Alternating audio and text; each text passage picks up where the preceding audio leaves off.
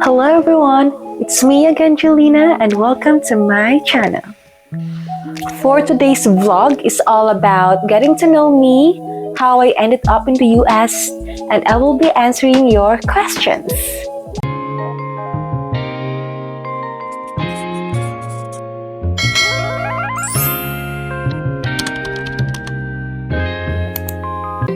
My name is Jolina Madridano Divina Gracia. I am 25 years old and I am born and raised in the city of Golden Friendship, Cagayan de Oro City, Philippines. Right now, I am currently working as a teacher in Arizona, USA. I graduated Bachelor of Secondary Education major in English at Liceo de Cagayan University, and currently I am finishing my certification in special needs education at the same school. When I was in college, that was year 2018, my cultural dance troupe and I represented the Philippines in France, Bulgaria, and Romania. That was also my first out-of-the-country experience. I am together with my sister. We were both members and scholars of Liceo Folkloric Dance Troupe under the R&P Foundation of Liceo de Cagayan University. So how I ended up in the US? Since I was in college, it was really a dream of mine to go abroad. I am the eldest of the family, so I just really wanted to earn more for them. It was 2019 when I graduated college. After I graduated, I worked as a high school teacher at Mary Child School. I also took the licensure exam for teachers in the same year, and I got passed together with my sister. It was 2020 when I purchased a ticket to go to Vietnam because I really wanted to be a teacher there, but then COVID happens. So I stayed for another year in my old school.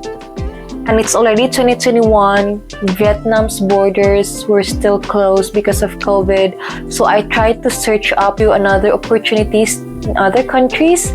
That's when I found the language assistant program of Spain. I applied through the BEDA program, but then I got rejected.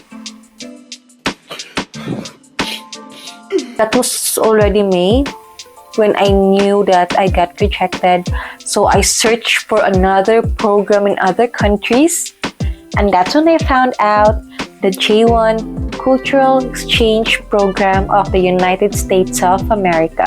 So I searched about this program and I applied the whole month of May through Indeed.com. That's when I applied to different teaching positions in the different states of America. I got into 7 interviews before I got a job offer here in Arizona. So I got a job offer on the 3rd week of June. And on July, I processed all my documents through my visa sponsor, and I got my visa interview scheduled on the 1st week of September. And I am already here in the US on the 3rd week of September. There are actually a lot of agencies that you can go through if you need help, but it will cost you a lot of money. As for me, I am poor, so I chose to do it on my own. I searched a lot of videos on YouTube, I searched the program a lot in Google, and I also joined a lot of Facebook groups to help me with my questions. So what are the requirements to become a J1 Cultural Exchange teacher here in the USA? First, you need to have a bachelor's degree in education. Second, you need to have at least 2 years of teaching experience either in public or private school. Third, you need to be currently teaching in a classroom setting. And fourth, you need to be a licensed teacher in the Philippines or in your home country. After you get a job offer, you need to go through a visa sponsor to help you with the process. The visa sponsor will give you a list of requirements that you need to submit for you to qualify in the J1 program. First, you need your passport. Second is your credential evaluation. Credential evaluation is like the US version of your transcript of records. Since it's from the Philippines, so you need to go through a evaluator company and they will give you like a US version of your degree. Third, you need your diploma. Fourth is reference letters from your principal or supervisor and from your college. Fifth is your certificate of employment stating that you have at least 2 years of teaching experience. Sixth is your health evaluation form. So you need to go through a checkup to make sure that you are qualified to teach in the US. Seventh is criminal background check. That is the NBI and police records. Next is your bank statement. For me, that was year 2021. I have at least 100,000 pesos in my bank to make sure that I can survive in my first month here in the US. And the last one is a copy of your teaching license in your home country. So how much is the salary as a teacher here in the US? So salary actually matters every state, and it also matters like what degree do you have? Do you just have bachelor's degree, master's degree, or doctorate degree? It also matters if you're in a public school or charter school. Charter schools like semi-private, semi-public. Third is how many years you've been teaching. So more experience, more pay.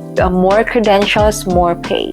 As for me, when I came here, I just have 2 years of teaching experience and I just have a bachelor's degree. And I was also in a charter school in my first year here in the US. So I have an annual of $40,000 minus the rent, minus the tax, minus the car, minus the SIM card, minus all the expenses. It's just less for me. And I am also sending money to the Philippines, so I realized that my salary in that school was not enough. So I applied for another school, and that is where I am working right now. I am already working in a public school which pays more, and I am also living in a much cheaper city now, so it actually makes a difference. Okay, so for now, I will be answering your questions. Our first question is, what subject do you teach there? When I came here in my old school, I teach science. I was actually have to teach ELA, but then there's an ELA substitute, so I need to be science teacher. So you just need to be flexible because in here, like everything changes. Bias in SNSD. Hi, Chair Maiza here. Hi! My girls' generation bias is Choi So-young. I was 12, I think, when I fell in love with her, and up until now. And I really wish I could meet the whole girls' generation, but they were in different projects and careers now. But I am just hoping that one day I could still meet them. What's your biggest fear at Ina and why? Ingat always, love lots. Thank you. My biggest fear is when I cannot provide to my family. I am afraid that I cannot work anymore and I cannot provide for them. So right now, I am working. I don't have a lot of money because I also have expenses here. So as long as I can provide for them, I am happy. It's not that big enough, but as long as I can send money to my family. Best memories with your students in the PH. There's a lot of best memories, but I think the best memories I have is with my first advisory students, the grade 9 Dalton. Actually, it was during the hip-hop dance contest that we have. And also the hip-hop dance contest with my second advisory students during the COVID, we got champion. And also with our Christmas dance contest, we also got champion. Compare ang student diri Philippines o diha aday. It's quite challenging.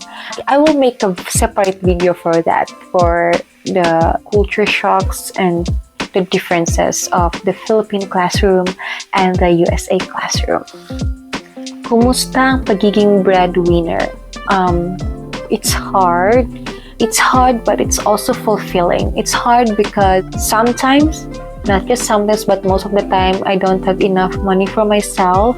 And it's fulfilling because I can buy the things they want and they like, and I can provide for them. Right now, my goal is to really save money since I just have 3 years left here in the USA. What is your skincare? I am doing a Korean skincare right now, but don't worry, I will be making a whole vlog of my morning and night Korean skincare routine. Are you staying in the US or you will go back to the Philippines? So I am just in a J1 visa, so I can just teach here for 5 years, and after that I need to go home to the Philippines for 2 years. So I need to teach there too, and after that I can reapply. Is teaching your dream job? What do you mean? It's not. Do we have someone here that's teaching is their dream job? Because it's not my dream job. My first course was actually Bachelor of Science in Development Communication. I wanted to be a writer. I wanted to be a journalist, but then I got kicked out of my scholarship. So I need to transfer to another school to get another scholarship. And I needed to shift course to be qualified in that scholarship. So that's why I took secondary education major in English. Are you happy to be a teacher? Yes, I am happy to be a teacher. It's not my dream job, but I am grateful, and it's very fulfilling every day that you make a difference to these kids, to these children. So I think that's all for today. Thank you for watching and see you on my next video. Bye!